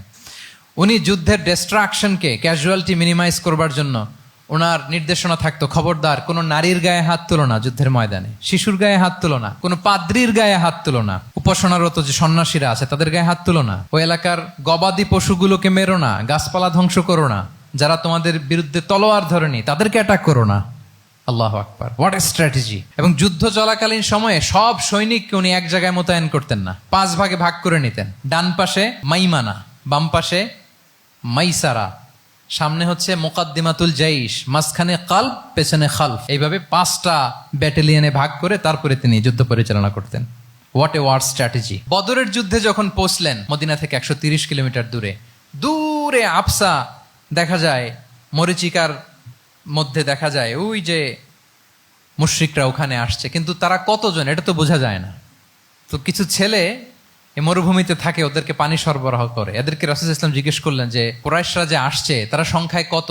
এটা না জানলে তো উনি ওনার ওয়ার স্ট্র্যাটেজি ঠিক করতে পারবেন না, যুদ্ধের কৌশল। তো এরা বলে নাহনু লা নাদরি, আমরা জানি না কত। এখন এটা কিভাবে তিনি বের করবেন? সংখ্যায় তারা কত এটা তো আমাকে ফাইন্ড আউট করতে হবে। রাসূল সাল্লাল্লাহু আলাইহি ওয়াসাল্লাম বলেন যে ওরা কি খায়? বলে যে প্রতিদিন ওট জবাই করে খায়। তো রাসূল সাল্লাল্লাহু আলাইহি ওয়াসাল্লাম বলেন যে প্রতিদিন কয়টা ওট লাগে? বলে যে ইয়াউমান তিসআন ওই ইয়াউমান আশরান। 2 দিন হয়েছে আসছে, তো প্রথম দিন দেখলাম 9টা জবাই করছে, আজকে দেখছি 10টা জবাই করছে। রাসূল সাল্লাল্লাহু আলাইহি ওয়াসাল্লাম বললেন ইদান আল কওমু মা বাইনা আত-তিসআমিয়া ওয়াল আলফ। তাহলে ওরা 900 থেকে 1000 এর মধ্যে। সুবহানাল্লাহ। এবার বলেন বদরের যুদ্ধে কুরাইশদের সংখ্যা ছিল কত? আল্লাহু আকবার, হোয়াট এ ওয়ার স্ট্র্যাটেজি! নমুনা দেখে বুঝে ফেলছেন কতজন তারা। এইভাবে রাসূল সাল্লাল্লাহু আলাইহি ওয়াসাল্লাম ওনার স্ট্র্যাটেজি নির্ধারণ করতেন। লোকেশন শেয়ার করতেন না। সুবহানাল্লাহ। কোথায় যাবেন বলতেন না, চলো চলো বলে ছুটতেছেন। কোথায় যাবেন উনি জানেন। অ্যাটাক করবেন এই দিকে, ডান দিকে। অ্যাটাক করবেন কোন দিকে? কিন্তু মদিনা থেকে বের হতেন বাম দিক দিয়ে। অ্যাটাক করবেন উত্তরে, মদিনা থেকে বের হতেন কোন দিক দিয়ে? দক্ষিণ দিক দিয়ে। যে রাতে হিজরত করবেন মদিনা উত্তর দিকে, উনি দক্ষিণ দিকে চলে গেছেন গারে সাউরে 3 দিন থেকে আগে, ওরা যাতে বুঝতে না পারে। সুবহানাল্লাহ। এটা ছিল রাসূল সাল্লাল্লাহু আলাইহি ওয়াসাল্লামের ওয়ার স্ট্র্যাটেজি। এবং সবাই যেই পথে মক্কা থেকে মদিনা যায় উনি কিন্তু ওই পথে যাননি। ক্যারাভেনগুলো, কাফেলাগুলো যেই পথে মক্কা থেকে মদিনায় ইউজুয়াল রুট যেটা, যাননি। সাওয়াহেলি পথে সাগরের পাশ দিয়ে স্পেশাল একজন গাইড ভাড়া করে তিনি গিয়েছেন। আল্লাহু আকবার। This is call strategy. তাহলে স্ট্র্যাটেজিক লিডারশিপ লাগবে, একজন নেতার স্ট্র্যাটেজিক প্ল্যানিং ঠিক করা লাগবে, এটা তাকে সামনের দিকে আগাতে অনেক সহায়তা করবে। 11 নম্বর, প্র্যাকটিক্যাল উইজডম, অর্থাৎ প্রজ্ঞা থাকতে হবে। একজন নেতা যে ডিসিশনগুলো সে মেক করবে এটা প্রজ্ঞায় সুসজ্জিত হইতে হবে। আল্লাহ রাসূল সাল্লাল্লাহু আলাইহি ওয়া আলিহি ওয়াসাল্লামের যতগুলো সিদ্ধান্ত ছিল, কাজ ছিল, কোনোটাই প্রজ্ঞা থেকে খালি ছিল না, সবগুলো ছিল প্রজ্ঞায় সমৃদ্ধ। ভুরি ভুরি উদাহরণ হাজির করা যেতে পারে। আমি 2টা উদাহরণ দেই, মাক্কি জীবনের একটা উদাহরণ দিই। রাসূল সাল্লাল্লাহু আলাইহি ওয়াসাল্লাম মক্কাতে নবুয়তের 5ম বৎসরে যখন নও-মুসলিম সাহাবাদের উপর অত্যাচারের মাত্রা মারাত্মক বেড়ে গেল, রাসূল সাল্লাল্লাহু আলাইহি ওয়াসাল্লাম সাহাবাদেরকে হিজরতে পাঠালেন। বলেন তো কোথায় পাঠিয়েছিলেন? সবাই বলুন। আবিসিনিয়াতে, বর্তমান ইথিওপিয়া, ইরিত্রিয়া, ওই এরিয়াতে আবিসিনিয়াতে তিনি পাঠালেন। বললেন যে দেয়ার ওয়াজ এ জাস্ট কিং আসহামা নেগাস। বললেন যে ওখানে আবিসিনিয়াতে যাও, ওখানে আসহামা নামে নাজ্জাশী একজন বাদশাহ আছে, খুব ভালো। তাদেরকে পাঠালেন নবুয়তের 5ম বৎসরে। যেতে লাগলো, এক এক সময় এক এক সাহাবী যায়, যে ওখানে বড় একটা বেস তৈরি হলো, মুসলিম কমিউনিটি তৈরি হলো। এরপর 13 বছর পরে মাক্কি জিন্দেগির 13 বছর শেষ করে নবুয়তী রাসূল ইসলাম কোথায় চলে গেলেন? মদিনায়। মদিনায় যে রাসূল ইসলাম একটা ইসলামী স্টেট তিনি প্রতিষ্ঠা করলেন। 1ম হিজরি যায়, 2য় হিজরি যায়, একটার পর একটা যুদ্ধ যায়, মুসলিম কমিউনিটি বাড়ে, কমপ্লিট ইসলামিক স্টেট হয়ে যায়। কিন্তু ওই আবিসিনিয়া থেকে ওই গ্রুপ আর ফিরে না। নবুয়তের 5ম বৎসরে যে গ্রুপকে রাসূল ইসলাম জাফর ইবনে আবু তালেবের নেতৃত্বে আবিসিনিয়ায় পাঠিয়েছিলেন, তারা মদিনায় কোন হিজরিতে আসছে জানেন? এইটা যদি কেউ উত্তর দিতে পারে তাহলে বুঝবো he is very genius in সিরাত। 9ম, 7ম, মাশাআল্লাহ। কয়জন বলছে? এটা জানতেন কে কে? হাত তোলেন। মাশাআল্লাহ, অনেক জিনিয়াস আছে তো এখানে। হ্যাঁ, লটস অফ জিনিয়াস, মাশাআল্লাহ, মাশাআল্লাহ, তাবারাকাল্লাহ। জি, 7ম হিজরিতে এসেছিলেন জাফর ইবনে আবি তালেবের নেতৃত্বে। এখানে হিকমা, রাসূল সাল্লাল্লাহু আলাইহি ওয়াসাল্লামের উইজডমের ব্যাপারটা হচ্ছে, রাসূল সাল্লাল্লাহু আলাইহি ওয়াসাল্লাম আছেন মদিনাতে, একের পর এক কোরআনের আয়াত নাজিল হচ্ছে, আহকামগুলো সাহাবারা প্র্যাকটিস করতেছে, মসজিদে নববী হলো, ইসলামিক স্টেট হলো, বদরের যুদ্ধ হলো, উহুদ হলো, খন্দক হয়ে গেল, সব হয়ে যায়। কিন্তু ওনারা ফিরেন না কেন? ওনারা ফিরলেন সেই 7ম হিজরিতে খায়বার বিজয়ের পরে। এবং যেদিন জাফর ইবনে আবি তালেব আবিসিনিয়া থেকে সবাইকে নিয়ে ফিরলেন, রাসূল ইসলাম এত খুশি হলেন, উনি বললেন বি আইয়িহিমা আনা লা আদরি বি আইয়িহিমা আনা আফরাহ বি ফাতহি খাইবার আও বি কুদুমি জাফর। আজকে কোনটাতে আমি বেশি হ্যাপি আমি জানি না, আমার ভাই জাফরকে পেয়ে নাকি খাইবার বিজয়ের কারণ। আমি কনফিউশনে পড়ে গেছি যে এইটাতে বেশি খুশি হইলাম নাকি ওইটাতে। এর কারণ হচ্ছে রাসূল ইসলাম অপেক্ষা করতেছিলেন যে মদিনা এই স্টেটটাকে আগে ইন্টারনাল এবং এক্সটার্নাল যত থ্রেট হতে পারে সবগুলো থেকে আগে সেফ জোন বানাতে হবে। এমনও হতে পারে মদিনা হাতছাড়া হয়ে যেতে পারে। মদিনা যদি হাতছাড়া হয়, মদিনা থেকেও যদি আমার হিজরত করা লাগে, আমি কই যাব? ওইটারে সেকেন্ড বেস, প্ল্যান বি হিসেবে রেখে দিছিলেন যে জাফর তুমি আইসো না, তুমি থাকো, নতুন নতুন যা আয়াত আসবে আমি সাহাবী দিয়ে এই বিধানগুলো পাঠাবো, ওখানে প্র্যাকটিস করতে থাকো, ইউ উইল বি ফাইন দেয়ার, থাকো, আশা লাগবে না। থাকতে থাকতে 7ম হিজরি পর্যন্ত, খন্দকের যুদ্ধের মাধ্যমে যখন কুরাইশদের 20 দাঁত ভেঙে দেওয়া হলো, 7ম হিজরিতে যখন খায়বার দুর্গ বিজয় হয়ে গেল, now Islam came as a regional super power. রাসূল ইসলাম বুঝলেন আর ইন্টারনাল থ্রেটও নাই, এক্সটার্নাল থ্রেটও নাই, এবার আর কোনো টেনশন নাই। জাফর ইবনে আবি তালেবকে চিঠি পাঠালেন, তিনি বিশাল বাহিনী নিয়ে মুসলিমদেরকে নিয়ে তিনি ব্যাক করলেন মদিনাতে। আল্লাহু আকবার। This is call wisdom, practical wisdom. রাসূল সাল্লাল্লাহু আলাইহি ওয়াসাল্লামের এইভাবে এমন কোনো সিদ্ধান্ত নাই যেটার পেছনে প্রজ্ঞা ছিল না, প্রত্যেকটা সিদ্ধান্ত ছিল প্রজ্ঞায় সুসজ্জিত। আমরা যদি মদিনার একটা উইজডমের কথা খেয়াল করি, খুব সংক্ষেপে বলি, মদিনাতে আল্লাহ রাসূল সাল্লাল্লাহু আলাইহি ওয়া আলিহি ওয়াসাল্লাম, মদিনার সোসাইটিতে মুনাফিক কারা বলেন তো? এটা কি রাসূল সাল্লাল্লাহু আলাইহি ওয়াসাল্লাম জানতেন না? জানতেন কিনা বলেন? এই জানাটা কি ধারণা বেজ, মানে মনে হয় ও মুনাফিক এরকম, নাকি গাইডেড বাই ওয়াহি, গাইডেড বাই রেভেলেশন? স্বয়ং আল্লাহ তাআলা জানিয়ে দিয়েছেন। এরপরও কোনোদিন রাসূল সাল্লাল্লাহু আলাইহি ওয়াসাল্লাম মানুষের সামনে কাউকে মুনাফিক বলে পরিচয় করিয়ে দেন নাই। মদিনার সোসাইটিতে কেউ জানতো না, বুঝতে পারতো আচরণ মুনাফিকের মতো, কিন্তু রাসূল ইসলাম কখনো বলেন নাই যে ও মুনাফিক। কখনো বলছেন? বলেন নাই। চিন্তা করছেন? আমরা তো কথায় কথায় ফেসবুকে মন মতো না হইলে কি লিখি? বেসড অন অ্যাজাম্পশন, আমার মন মতো হয় নাই, ও মুনাফিক। কিন্তু ওহী দ্বারা সুনিশ্চিত হয়েও রাসূল সাল্লাল্লাহু আলাইহি ওয়াসাল্লাম কাউকে মুনাফিক বলে অ্যাড্রেস করেন নাই। আল্লাহু আকবার। কেন করেন নাই? মুসলিম সাহাবারা চটে যাবে, মুনাফিকদেরকে হত্যা করবে, তখন মুশরিকরা, কোরাইশরা, ইহুদিরা কি বলবে? যে মুহাম্মদের অনুসারীরা একে অন্যকে হত্যা করে। কারণ মুনাফিকরা তো অন্য সাহাবীদের মতো তারাও মসজিদে নববীতে এসে রাসূল সাল্লাল্লাহু আলাইহি ওয়াসাল্লামের পেছনে নামাজ পড়তো। অ্যাপারেন্টলি দেখতে তো তারাও মুমিন, দেখতে তারাও কি মুমিন, কখনো রাসূল সাল্লাল্লাহু আলাইহি ওয়াসাল্লাম বলেন না। তবে হুযায়ফা ইবনুল ইয়ামান রাদিয়াল্লাহু তাআলা আনহু নামে একজন সাহাবী, উনি মদিনার গোয়েন্দা বিভাগের প্রধান ছিলেন রাসূল সাল্লাল্লাহু আলাইহি ওয়াসাল্লামের। উনাকে বলে গিয়েছিলেন কারা কারা মুনাফিক, নামের লিস্টটা অ্যাজ এ রেফারেন্স শুধু উনাকে বলেছিলেন, আর কাউকে বলেন নাই। এজন্য ওমরে ফারুক রাদিয়াল্লাহু তাআলা আনহু যখন মদিনার খলিফা, তখন তিনি কেউ মারা গেলে ওনাকে যখন জানাজার ইমামতির জন্য বলা হতো, উনি দেখতেন যে ওই জানাজায় হুযায়ফা গিয়েছে কিনা। যদি হুযায়ফা ইবনুল ইয়ামান ওখানে যেতেন, উনি ওই নামাজের ইমামতি করতেন। আর যদি দেখতেন ওইখানে হুযায়ফা নাই, ওইখানে ওমরও নাই রাদিয়াল্লাহু তাআলা আনহু, আল্লাহু আকবার, তিনি কৌশলে পাশ কাটিয়ে বলতেন অন্য কেউ এই নামাজের ইমামতি করে দাও, আমি যাব না। আল্লাহু আকবার। তাহলে রাসূল সাল্লাল্লাহু আলাইহি ওয়াসাল্লামের উইজডম দেখেন, তিনি কমিউনিটির মধ্যে ইউনিটি ধরে রাখার জন্য কখনো মুনাফিকদের নাম বাই নেম তাদেরকে চিনতেন, কখনো ডিসক্লোজ করেন নাই। আল্লাহু আকবার, দিস ইজ কল্ড উইজডম। 12 নম্বর হচ্ছে, লাস্ট পয়েন্ট হচ্ছে succession management. A good leader produces a good leader, a true leader produces a true leader. একজন ভালো নেতা সে ভালো নেতা তৈরি করে, কি বলেন? একজন যোগ্য নেতা আরো যোগ্য উত্তরসূরি তৈরি করে, ঠিক কিনা বলেন? আমি শুধু নেতা, নেতৃত্বের সব গুণ আমার মধ্যে খালি হাবুডুবু খায়, আমি কাউরে নেতা বানাতে পারলাম না, তো আমি চলে যাওয়ার পরে আমার দল চালাবে কে, আমার দেশ চালাবে কে, এই উম্মাকে নেতৃত্ব দিবে কে? রাসূল সাল্লাল্লাহু আলাইহি ওয়াসাল্লাম নিজে যেমনি অনুসরণীয় নেতা ছিলেন, অনুকরণীয় নেতৃত্ব দিয়েছেন, তিনি এরকম নেতৃত্ব তৈরিও করে গিয়েছেন, ঠিক কিনা বলেন? আল খোলাফা আর রশিদিন আল মাহদিন, তাদের কথা যদি খেয়াল করেন, আবু বকর রাদিয়াল্লাহু তাআলা আনহুর ব্যাপারে তো ওনার প্রচ্ছন্ন কিছু ইঙ্গিতও ছিল। ওনার অবর্তমানে নামাজ পড়িয়েছে কে মসজিদে নববীতে? আবু বকর রাদিয়াল্লাহু তাআলা আনহু। ওনার হজ পালনের আগে হজের জন্য পাঠিয়েছিলেন কাকে? নবম হিজরিতে আবু বকর রাদিয়াল্লাহু তাআলা। এগুলো ছিল প্রচ্ছন্ন ইঙ্গিত। এবং সাকিফায়ে বনু সাঈদাতে ওমরে ফারুক বললেন যে আপনাকেই আমরা নেতা মানি, সবাই এক বাক্যে মেনে নিল। আজও ওই জায়গাটা মসজিদে নববীর এক পাশে সাকিফায়ে বনু সাঈদার বড় সাইনবোর্ড আছে, ওখানে বিকেলবেলা আনসারী সাহাবারা বসে গল্প করতেন। ওই জায়গাতে আবু বকর রাদিয়াল্লাহু তাআলা আনহুর খলিফা নির্বাচনের ব্যাপারটা ঘটেছিল। উনি ওসিয়ত করে গিয়েছিলেন ওমরে ফারুক রাদিয়াল্লাহু তাআলা আনহু খলিফা হবেন। ওমরে ফারুককে যখন অ্যাসাসিনেশন করা হলো, উনি একটা প্যানেল করে দিয়ে গেলেন। সেখান থেকে ওসমান রাদিয়াল্লাহু তাআলা আনহু হলেন। ওসমান রাদিয়াল্লাহু তাআলা আনহুর হত্যা পরবর্তী উদ্ভূত পরিস্থিতিতে আলী রাদিয়াল্লাহু তাআলা আনহু হলেন। একজনের চেয়ে আরেকজন শ্রেষ্ঠ, একজনের চাইতে আরেকজনের মানাকে অসাধারণ, অসাধারণ। এই যে নেতৃত্ব রাসূল সাল্লাল্লাহু আলাইহি ওয়াসাল্লাম এটা জীবদ্দশায় তৈরি করেছেন। যার যেখানে ক্যাপাসিটি দেখেছেন তাকে ওই দিকে উদ্বুদ্ধ করেছেন। যার মধ্যে যুদ্ধের ব্যাপারে জ্ঞান দেখেছেন তাকে যুদ্ধের সেনাপতি বানিয়েছেন। Khalid bin Walid, chief of the Muslim military, মুসলিম বাহিনীর সেনাপ্রধান ছিলেন কে? খালিদ বিন ওয়ালিদ।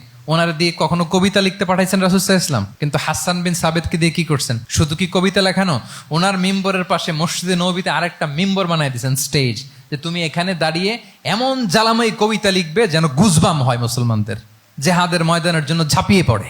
তাহলে খালিদ বিন ওয়ালিদকে দিয়ে এক কাজ করিয়েছেন, হাসান বিন সাবিতকে দিয়ে আরেক কাজ করিয়েছেন। মুআয ইবনে জাবাল রাদিয়াল্লাহু তাআলা আনহু প্রশাসনিক কার্যক্রম ভালো বুঝতেন। মদিনা রাষ্ট্রের সবচাইতে বড় সিনিয়র আমলা ছিলেন মুআয ইবনে জাবাল, ইয়ামানের গভর্নর করে পাঠিয়েছেন। ওনার এটাতে যোগ্যতা ছিল। যার যেখানে তিনি প্রতিভা দেখেছেন ইসলামের কল্যাণে, রাসূল সাল্লাল্লাহু আলাইহি ওয়াসাল্লাম ওই প্রতিভাগুলোকে কাজে লাগিয়েছেন। এইভাবে ওনার সাকসেশন ম্যানেজমেন্টকে উনি গড়ে তুলেছেন। ফলে ওনার পরবর্তীতে বছরের পর বছর ইসলামী নেতৃত্বের হাল ধরতে মুসলিম উম্মার বেগ পেতে হয় নাই, ঠিক কিনা বলেন? তাহলে a good leader, a true leader produces a good leader. একজন সফল নেতা সে এরকম আরো আরো অনেক সফল নেতৃত্ব তৈরি করে যায়, তাহলেই তার নেতৃত্ব সামনের দিকে আগাতে থাকে। 12টা জিজ্ঞেস করলে বলা যাবে? হ্যাঁ, নোট করে রাখছেন বোধহয় না? খুব খুশি হয়েছে আমি, মাশাআল্লাহ। শ্রোতা যদি ভালো হয়, শ্রোতা যদি দেখি যে না আমার সাথে সাথে মাথা নাড়ায়, রেসপন্স করে, উত্তর দেয়, তখন কথা বলতেও ভালো লাগে। মানে এত গরমের মধ্যে, এত কষ্টে, অল আর সোয়েটিং, বাট এত মনোযোগের সাথে আপনারা শুনেছেন। আল্লাহ তাআলা আপনাদেরকে কবুল করুক। যুগোপযোগী নেতৃত্ব তৈরি করবার জন্য রাসূল সাল্লাল্লাহু আলাইহি ওয়াসাল্লামের এই যে লিডারশিপ ট্রেট, লিডারশিপ ফিচার্স, লিডারশিপ কোয়ালিটি, ওনার যে নেতৃত্বের ধরন আমরা জানলাম, এগুলো থেকে আমাদের অনেক শেখার আছে, অনেক নেয়ার আছে। আমরা চাইবো আমাদের আগামী নেতৃত্ব আল্লাহ রাসূল সাল্লাল্লাহু আলাইহি ওয়াসাল্লামের এই লিডারশিপ ট্রেট থেকে উপকৃত হবে। তারা এগুলো স্টাডি করবে, এখান থেকে তারা তাদের নিজেদের নেতৃত্বকে সাজাবে। আল্লাহ তাআলা আমাদের সবাইকে কথাগুলো বোঝা আর আমল করার তৌফিক দান করুক। আমি আবারও মিনার চট্টগ্রাম বিশ্ববিদ্যালয়কে অন্তরের অন্তঃস্থল থেকে শুভেচ্ছা জানাই এরকম চমৎকার প্রোগ্রামের আয়োজন করবার জন্য। ইউনিভার্সিটি অথরিটিকে আমি শুভেচ্ছা জানাই এবং আমার মাথার তাজ সম্মানিত শিক্ষক মণ্ডলীকে শুভেচ্ছা জানাই এবং প্রিয় শিক্ষার্থী বন্ধুদেরকে আবারও প্রাণঢাল অভিনন্দন জানিয়ে রাসূল সাল্লাল্লাহু আলাইহি ওয়াসাল্লামের নেতৃত্বের উপর প্রফিটিক লিডারশিপ টপিকে এই আলোচনা আমি এখানেই শেষ করছি। হাদা মা ইনদি ওয়াল ইলমু ইনদাল্লাহি আলাইহি তাওয়াক্কালতু ওয়া ইলাইহি উনীব। ওয়াসসালামু আলাইকুম ওয়া রাহমাতুল্লাহি ওয়া বারাকাতুহু।